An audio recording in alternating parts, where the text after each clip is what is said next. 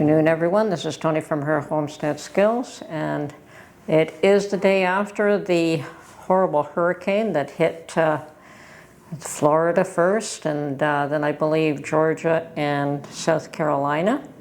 It's likely on its way out at this point, and I understand that there has been serious amount of devastation, but very few lives lost, and perhaps only one specific to that hurricane, so that is at least a blessing. Certainly, it is no fun to have to lose everything you have, but at least lives are still intact, and that's always the important thing.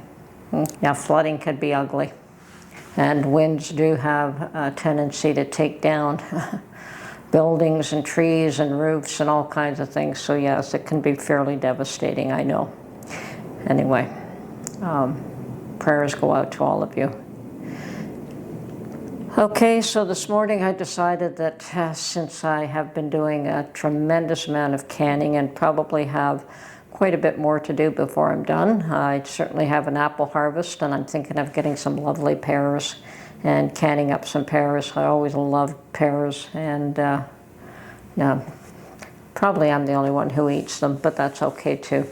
So I decided to go out today to Dollarama to replenish my stock of canning lids, and I did stop by a Dollarama yesterday, and I noticed, surprise, surprise, they finally are carrying wide mouth Bernardin canning lids. And it's been forever that they have not carried this product. It is still not cheap, but I think it's still maybe too expensive for Dollarama, but they are $4 a box. So any of you Canadians that are looking for Bernardin canning lids, still the cheapest price around. They do have the snap type products, and I bought it once and tried it and didn't like it. I found that they buckled, so if they're buckling, they're too thin. Now,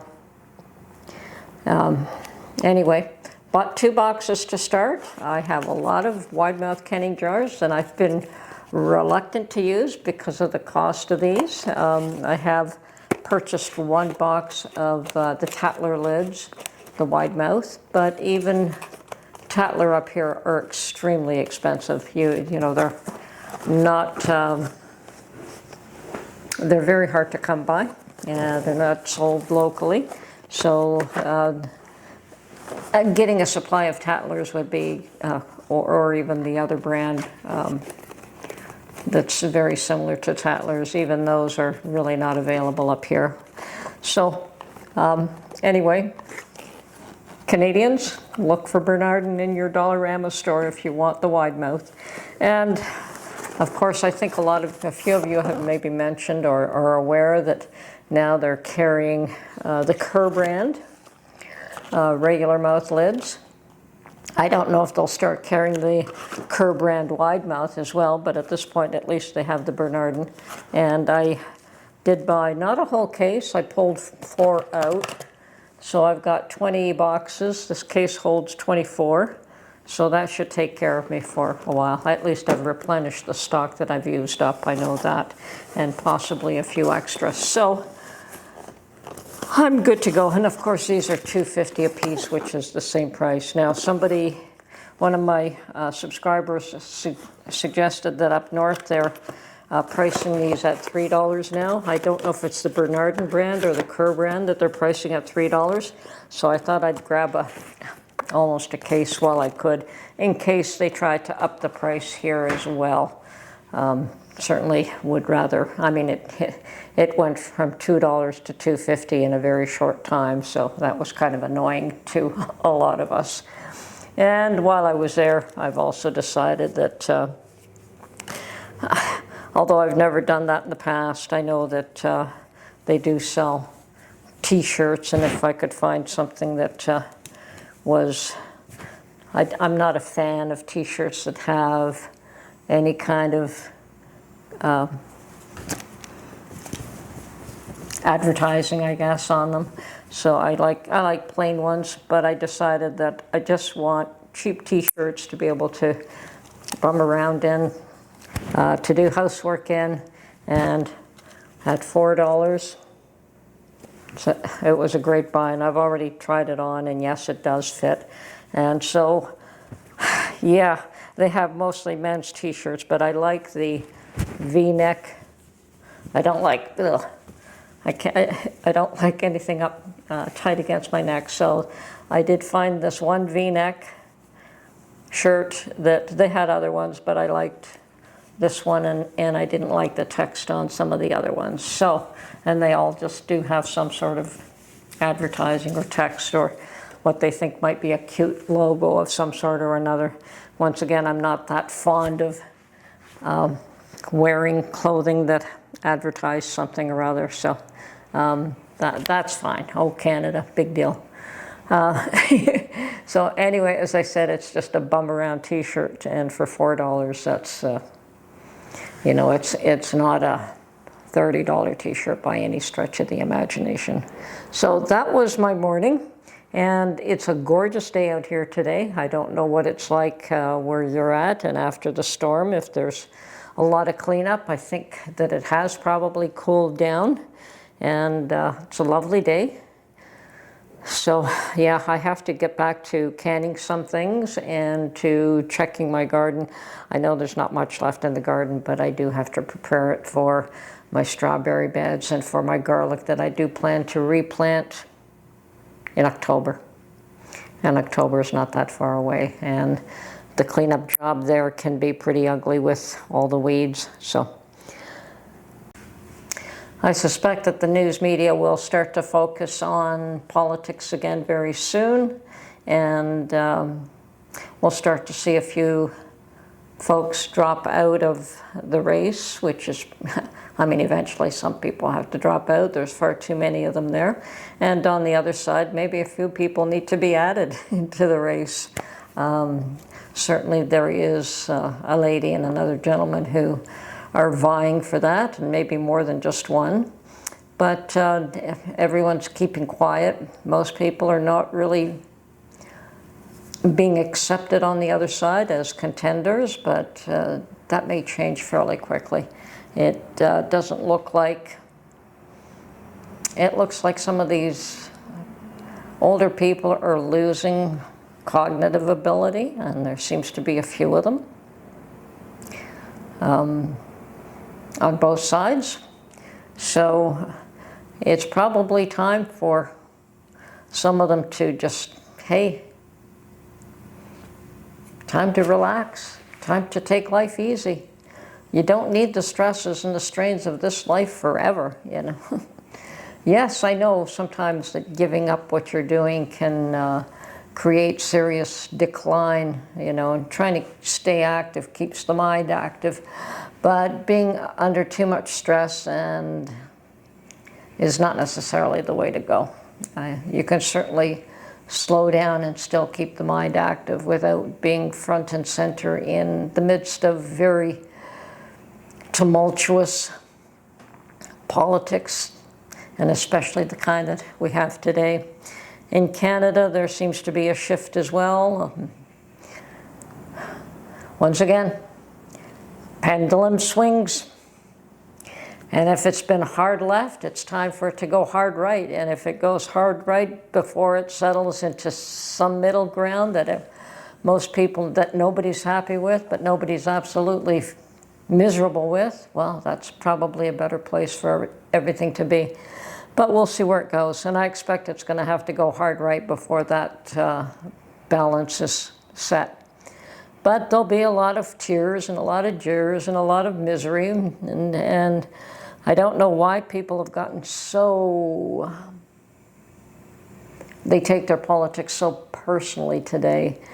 If you don't like who's there, well, you've got 4 or 5 years, and then they're, I mean, in Canada it's 5 years, I believe, and in the US it's 4 years, and then you can vote them out. And if you don't trust the voting, well, get involved and make sure that the voting is happening legitimately, because sometimes that is what it takes, is even just being spotters or taking people, driving people to be able to vote, or whatever the case may be. I think I one time was recruited just to watch that the votes were being counted properly, and yeah, that nothing wrong with that. I sat there, I stood there in front of them, and I watched them count the votes, and if I thought that something was wrong, I was allowed to speak up, and then it was that particular vote was determined whether or not I was right or they were right. So that was fine. That's the way to go. Each vote was marked appropriately, and